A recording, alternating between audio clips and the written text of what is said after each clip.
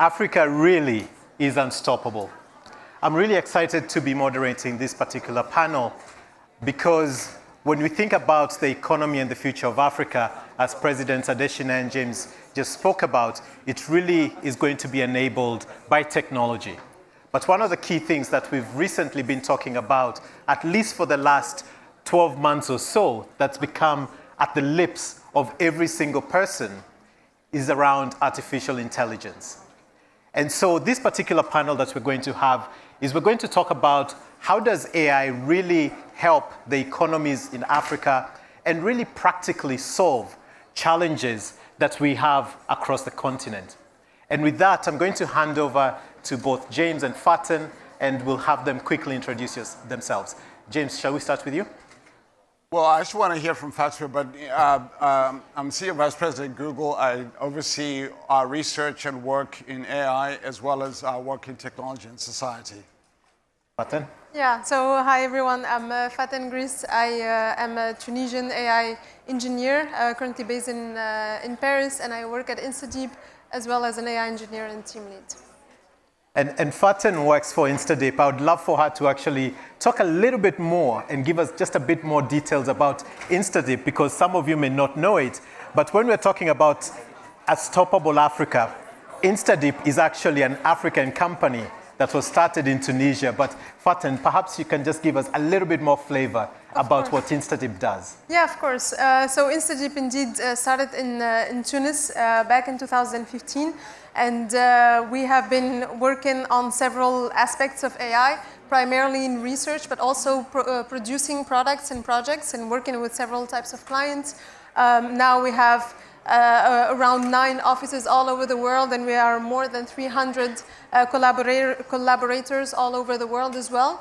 Some people are even remote. And yeah, lately we have been acquired by the BioNTech group.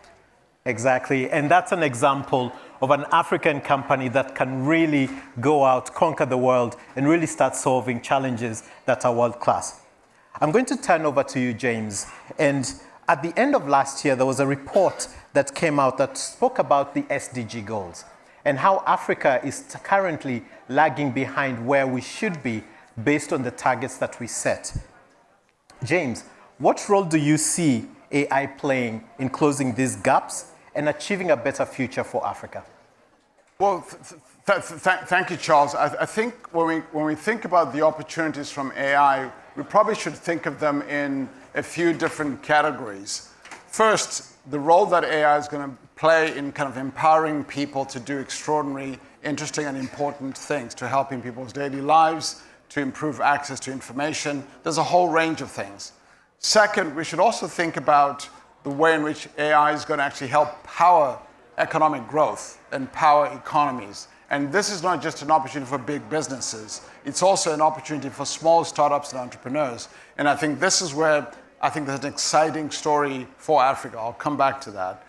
And then I think third, to your question, Charles, I think there's a role that AI can play in kind of powering these extraordinarily important societal goals that we have, like the SDGs. I think we've heard all week this week about how the whole world's behind. Yes. And you know, on all the SDGs, I think something like only 12, 15% are on track. The rest are behind. And if you look at those SDGs in the context of Africa, I think something like about 500 million Africans are going to be left behind in terms of achieving those goals. And so we have to do that. So when we think about how does AI help with things like societal challenges like the SDGs, at least I can think of a few different things. First, I think we have to think about issues that have to do with Africa being included and inclusivity. So, for example, we're working a lot on thinking about how do we make Africa more included in AI and knowledge and the world's knowledge, and the use and the importance of being able to use AI to bring inclusivity with languages is very, very important. As you know, earlier this year, starting last year actually, early this year, we announced the fact that in Google Translate, for example, we're now trying to go beyond the roughly 100 languages to include a lot of African languages, like Luganda and so forth, and others that are spoken locally, but have not been possible to do that. So including access to knowledge will help with the goals.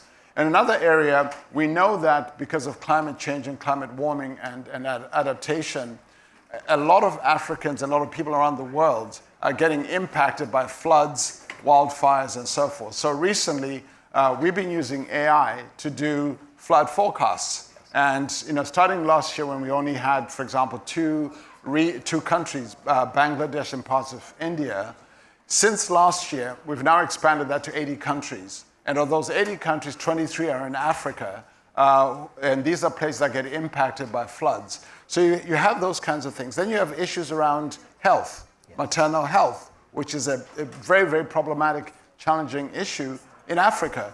And so there, not only are we using AI ourselves, but we're also teaming up with local teams, Jacaranda Health, for example, in Kenya. We have a service access effort we're piloting in Nigeria and a few other places to try to use AI to give access to information. So you look at all of those things. I'm sure we'll talk about food security and other things. But AI can actually help power the kind of innovations. Actually, if I could say one more thing, Charles. Yes. Literally 2 weeks ago, so we set up a challenge to give grants, $25 million of grants in the last year to innovators and NGOs working to use AI to tackle the SDGs. And so we announced the results of the 15 grantees for those $25 million grants 2 weeks ago. 6 of them are in sub-Saharan Africa. Fantastic. Of the 15. And I think we hope, actually, no, that's a mistake. It's actually more than that, 9 of them, I think. Yes. It's 9 of them are actually in sub-Saharan Africa, which is exciting. These are organizations using AI to tackle a lot of these SDG opportunities and challenges. So I think all of this is pretty exciting. But I also hope we come back to talk about the economy and entrepreneurs and helping people. We'll definitely do that. But Faten, I would like to turn over to you and just talk about health. When we think about AI and the innovations of AI, health always excites people. How can AI and other technologies really help drive affordability? Because we know one of the challenges that we have is affordability for a lot of Africans to access health. Yeah. I think that over the past years, AI really was able to prove itself as a technology that is able to actually have an impact in society and for humanity. So for example, as I mentioned earlier, we have been acquired lately by BioNTech. So for example, at BioNTech, there is in Rwanda a project called BioNtainers, which is basically a vaccine factory in shipment containers, right? So the idea is basically to have factories that are able to produce their own mRNA vaccines. And the idea is not just to make sure that we have the factories in there and we give the recipe of the vaccine, but also to make sure that we are building the technology and the local know-how inside of those factories. So this is one example, and there are many other examples, of course, of AI projects that are currently happening in Africa. So for example, in Mozambique, they are currently building this this app that is basically used to predict if someone has tuberculosis or not, based on the sound of a cough. There's Dr. Kosa is actually building that, and he's actually running clinical trials at the moment. And another example is Zipline, for example, who are working currently on using AI to deliver blood quickly to several underserved areas. So all of this to say to me that I think the technology itself is there. The projects and the ideas are there. The people are really willing, the local people. We know what the problems are and we want to work on them. But I think that also in many countries, the issue right now is how to make sure that we give those people, like the proper support in order to build, not only to build the products in terms of resources, etc., but also to make sure that they have the support in terms of deployment of those products, right? And also in terms of maintenance and in terms of governance, because at the end of the day, many projects see the light using AI and other types of technologies. But at the end of the day, if you don't have the right regulations and the right stakeholders that are involved in making sure, like we have the perennity of those projects, it's kind of a waste at the end of the day. Okay, thank you so much for that. I'll stick with you and just quickly talk about climate change. Obviously, all of us, we just came out of Nairobi and the African Climate Summit. So, Faten, There's a whole list of AI supporters who talk about how AI can really help fight climate change. How do you see the benefits of this towards climate change? Yeah, I think that, for example, some of the, maybe one of the areas that has been brought up when we talk about climate change is also large language models, right? So we talk about large language models as something that is maybe polluting or something like that, in the sense that it needs a lot of resources to be able to train, etc. But the way that I see it is that I think as we let go, as we, let innovation go inside of the companies and also inside of the several types of communities, we can see that something such as the large language models actually enable us to reduce that use, in the sense that, for example, right now, maybe more than a year ago, we had to, train specific models for specific tasks, and every time basically start from scratch, which obviously use a lot of electricity and a lot of energy, etc. But now, many of those tasks are actually, can be easily solved by large language models, right? So you can just take one model and then use it in a zero-shot or in a few-shot manner, and then just give it an example of, I want to do this task, please help me do it, and then it's very easily done. So I think that what we can see is certain, let's say, development in this area in that sense. And then obviously there are also a lot of other projects that even at InstaDeep we are working on, that the end goal is always to improve the environmental impact. So for example, maybe one of the projects that I'm personally involved with is this project with Deutsche Bahn, the railway company in Germany. And the idea is to work with them to automate the dispatching and the scheduling of trains, and also to handle disruptions. Absolutely. Now, how is that even impacting the environment? Well, by the fact that when you automate that, you are able to optimize the acceleration profile, for example, for the trains. You are also able to maximize the capacity of the current infrastructure, and making sure that we don't have to build new infrastructures instead of finding solutions that AI can actually help with. Yes. So this is just a few examples. No, that's a great one. And also, if I can just chime in, is that there's also Project Greenlight, which looks at how do you drive better flows on traffic lights, which is driven by AI. Because one of the things that we found out is that a lot of the pollution during traffic is actually caused by the start-stop. So if you can make that light system more efficient, it actually helps on that. James, I'm going to turn to you for a last question, and then you can add on something else. Yeah, no, I was going to add something to this, which is, there's so much we could talk about with regards to the potential for artificial intelligence, but, both in terms of powering the economy, entrepreneurs, and so forth. I think one of the ways that this is going to be so important is, in many respects, reducing the barriers to participate in lots of opportunities. I mean, we've all talked a lot about the need to bring STEM skills, coding skills, and so forth. That is still fundamentally important.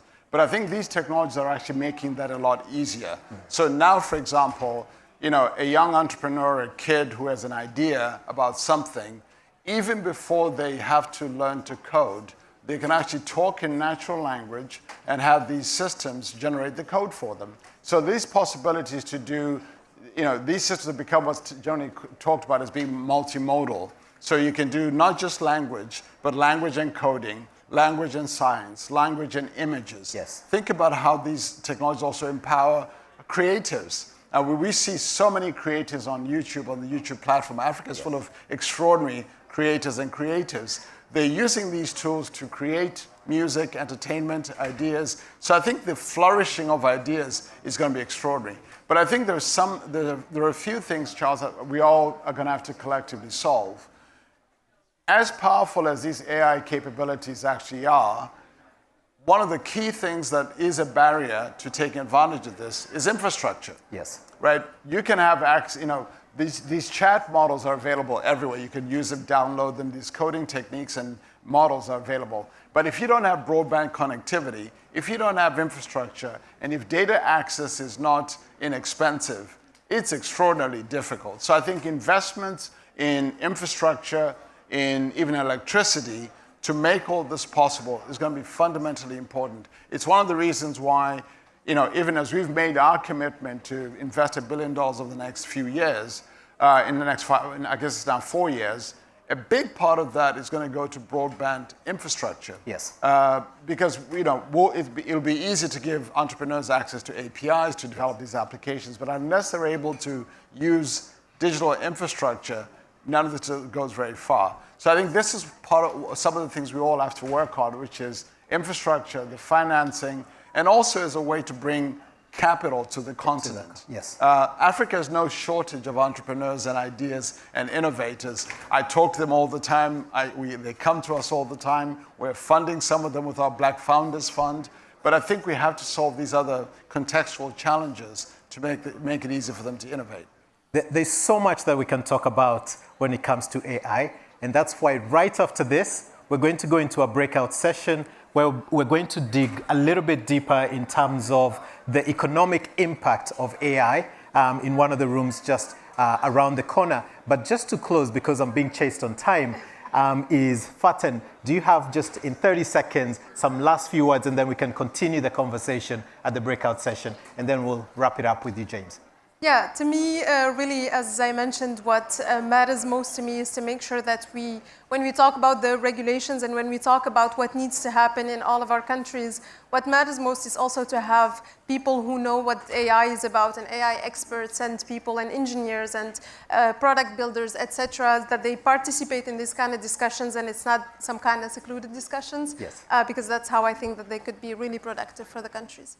Thank you. James, 30 seconds. Yeah, I would just add that, in summary, that I'd love to see us do more of this work in Africa with African scientists, African innovators, African entrepreneurs. As you know well, Charles, we opened an AI research center in Ghana, and they're doing extraordinary work with African scientists, African technologists. We'd like to see that and encourage that to happen everywhere. I think Africa has to both be part of the AI story, both in terms of its development, but also in the use of AI. But there's so much that we have to solve. But at the same time, I'm extraordinarily optimistic, and I'm very excited about the possibilities that lie ahead.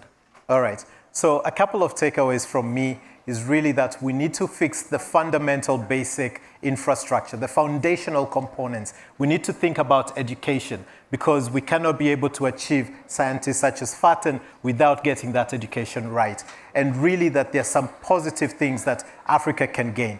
That was just a teaser of the breakout session that we're going to have right after this. So I encourage all of you to come to the embassy room, still on this floor, and we're going to have a breakout session that talks a little bit more about the economic impact of AI in Africa. Thank you so much, everyone.